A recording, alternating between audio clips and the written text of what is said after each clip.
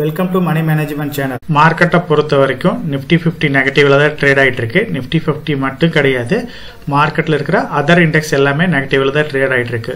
பர்டிகுலராக இந்த 6-7 மந்த்தாக மார்க்கெட்டில் எல்லாத்துக்குமே ஒரு சலிப்புத்தன்மை தட்டி இருக்கு. எந்த ஒரு ஸ்டாக்கும் வந்து ஒரு அபரிவிதமான வளர்ச்சியை கொடுக்கல. ரிசல்ட்ஸை பேஸ் பண்ணி ஒரு சில ஸ்டாக் மூவ்மெண்ட் கொடுத்தாலுமே நம்பர் ஆஃப் ஸ்டாக்ஸை பொறுத்த வரைக்கும் மேக்ஸிமம் கரெக்ஷன் தான் பார்த்துட்டு இருக்கிறோம். அந்த வகையில் குரூப் கம்பெனிஸ், இப்போ டாடா குரூப் கம்பெனிஸை எடுத்தாலும் ஒரு சில கம்பெனிஸை தவிர நம்பர் ஆஃப் கம்பெனிஸ் வந்து மேக்ஸிமம் கரெக்ஷனையும் பார்த்துருக்கு, பெரிய மூவ்மெண்ட் இல்லாமல் ட்ரேட் ஆகிட்டு இருக்கு.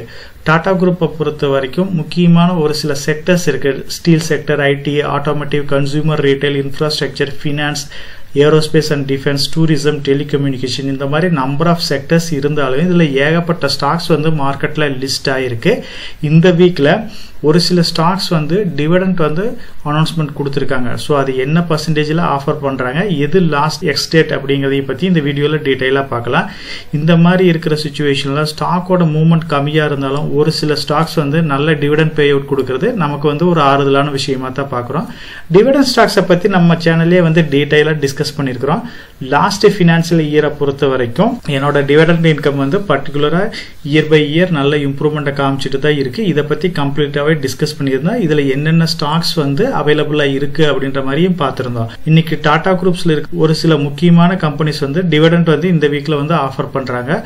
ஆல்ரெடி நம்ம சேனல்லையே பார்த்தீங்க அப்படின்னா டிவிடெண்ட் இன்கமோட இம்பார்ட்டன்ஸ் என்ன, ஃபிக்ஸ்டு டெபாசிட்டோட ஆல்டர்னேட்டிவா என்னென்ன இன்வெஸ்ட்மெண்ட் ஸ்கீம்ஸ் இருக்கு, டிவிடெண்டை பொறுத்த வரைக்கும் எதனால பப்ளிக் செக்டர் கம்பெனிஸ் வந்து ஜாஸ்தி டிவிடெண்ட் பே அவுட் கொடுக்குறாங்க, பிரைவேட் செக்டர்ஸ்ல உள்ள டாப் லெவல் கம்பெனிஸ் என்னென்ன, என்னோட ஹோல்டிங்ஸ்ல இருக்கிற ஒரு டாப் பெஸ்ட் டிவிடெண்ட் ஸ்டாக்ஸ் என்ன அப்படிங்கிறத பத்தி நம்ம சேனல்லே டீட்டெயிலாக டிஸ்கஸ் பண்ணிக்கிறோம். இந்த வீடியோஸ் எல்லாமே நம்ம சேனல்ல அவைலபிளா இருக்கு. இதை ரெஃபர் பண்ணீங்க அப்படின்னா உங்களுக்கு கண்டிப்பா டிவிடெண்ட் ஸ்டாக்ஸை பத்தி ஒரு நல்ல ஐடியா கிடைக்கும். டாடா குரூப் கம்பெனிஸை பொறுத்த வரைக்கும் ஐடி செக்டர்ல மிக முக்கியமான கம்பெனியா இருக்கிற டிசிஎஸ் வந்து 3000% பக்கமா டிவிடெண்ட் வந்து ஆஃபர் பண்றாங்க. சிங்கிள் ஃபேஸ் வேல்யூ இருக்கிற இந்த ஸ்டாக் ஒரு சிங்கிள் ஸ்டாக்குக்கு 30 ரூபாய்ன்ற அனௌன்ஸ்மெண்ட் கொடுத்ததுனால இது எக்ஸலண்டான டிவிடெண்ட் பே அவுட்டா இருக்கு. அதே மாதிரி டாடா மோட்டார்ஸும் 300% வந்து டிவிடெண்ட் பே அவுட் வந்து ஆஃபர் பண்றாங்க. டாடா ஸ்டீலும் வந்து அனௌன்ஸ்மெண்ட் கொடுத்துருக்காங்க.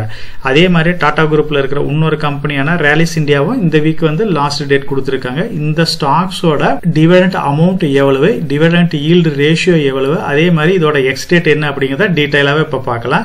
இந்த வீக்கை பொறுத்த வரைக்கும் நம்ம டிஸ்கஸ் பண்ண மாதிரி டாடா குரூப்ல TCS, Tata Motors, Tata steel, ரேலிஸ் India இது எல்லாமே வந்து டிவிடெண்ட் ஆஃபர் பண்றாங்க. டிசிஎஸ் பொறுத்த வரைக்கும் ஒரு சிங்கிள் ஸ்டாக்குக்கு வந்து 30 ரூபாய்ன்ற அமௌண்ட் வந்து அனௌன்ஸ் பண்ணியிருக்காங்க. இதோட டிவிடெண்ட் ஈல்டு வந்து 3000% இருக்கு. டிவிடெண்ட் ஈல்டு ரேஷியோ வந்து 1.74% இருக்கு. ஸோ இது வந்து ஒரு எக்ஸலண்டான டிவிடெண்ட் பே அவுட் தான். இதுக்கு எக்ஸ் டிவிடெண்ட் டேட்டுங்கிறது வந்து ஜூன் 4 இருக்கு. அதே மாதிரி டாடா மோட்டார்ஸை பொறுத்த வரைக்கும் ஒரு சிங்கிள் ஸ்டாக் 6 ரூபாய்னு ஆஃபர் பண்ணியிருக்காங்க. டிவிடெண்ட் ஈல்டு பர்சன்டேஜ் 300% இருக்கு. டிவிடெண்ட் ஈல்டு ரேஷியோ 0.83% இருக்கு. இதோட எக்ஸ்டேட் வந்து ஜூன் 4 இருக்கு. ஸோ இன்னைக்கும் நாளைக்கு இந்த 2 நாள் தான் இருக்கு. ஸோ அதுக்குள்ள இந்த ஸ்டாக்கை வந்து நம்மளோட ஹோல்டிங்ஸ்ல இருந்துச்சு அப்படின்னா நமக்கு இந்த டிவிடெண்ட் பே அவுட் கிடைக்கும்.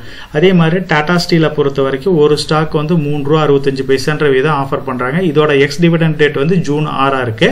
ரேலிஸ் இந்தியாவை பொறுத்த வரைக்கும் ஒரு ஸ்டாக் வந்து 2 ரூபா 50 பைசாவும், இதோட எக்ஸ் டேட் வந்து ஜூன் 5 இருக்கு.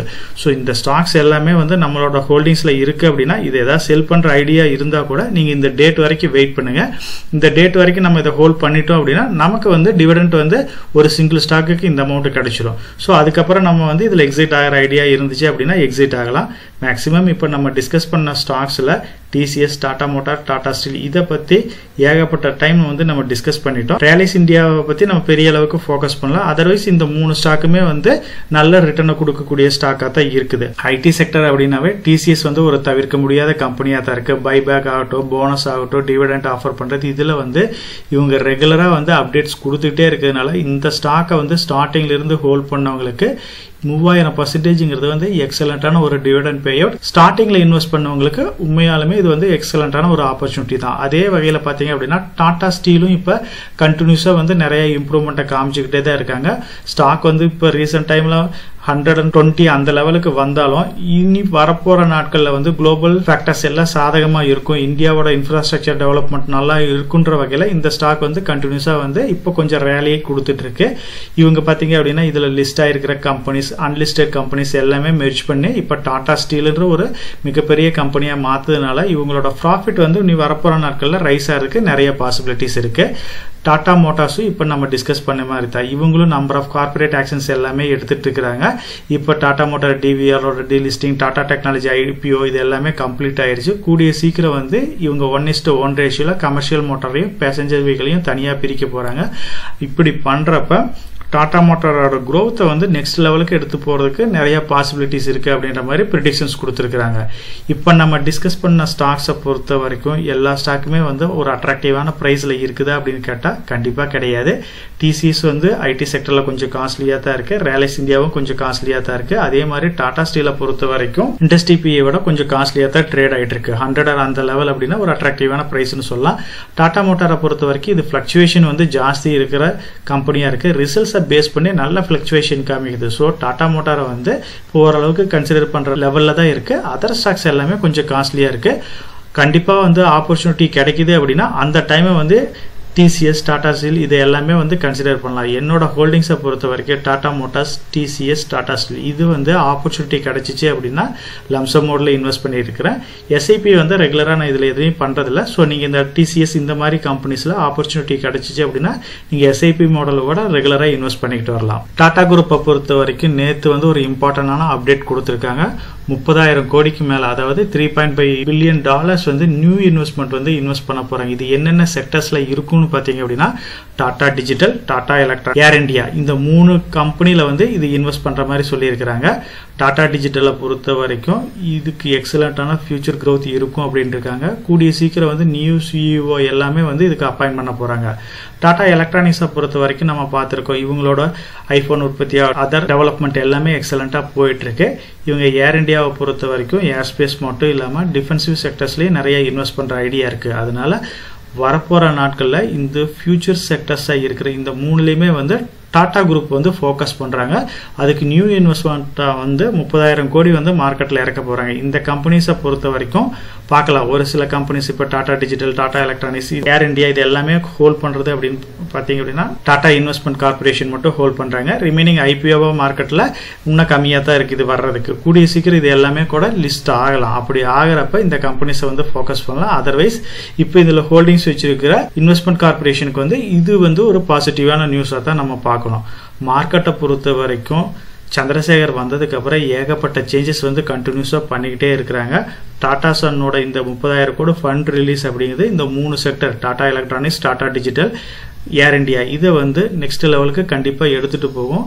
இவங்களோட ஃபியூச்சர் ஃபோக்கஸும் எக்ஸலண்டா இருக்கு. அதனால டாடா குரூப்பை பொறுத்த வரைக்கும் இப்ப பர்ஃபார்ம் பண்ணாம இருந்தாலும் ஒரு சில கம்பெனிஸ் கூடிய சீக்கிரம் வந்து மார்க்கெட் ரெக்கவர் ஆகிறப்ப ஒரு நல்ல ஆப்பர்ச்சுனிட்டியை வந்து ஃபியூச்சர்ல இந்த குரூப் வந்து கிரியேட் பண்ணி கொடுக்கும்.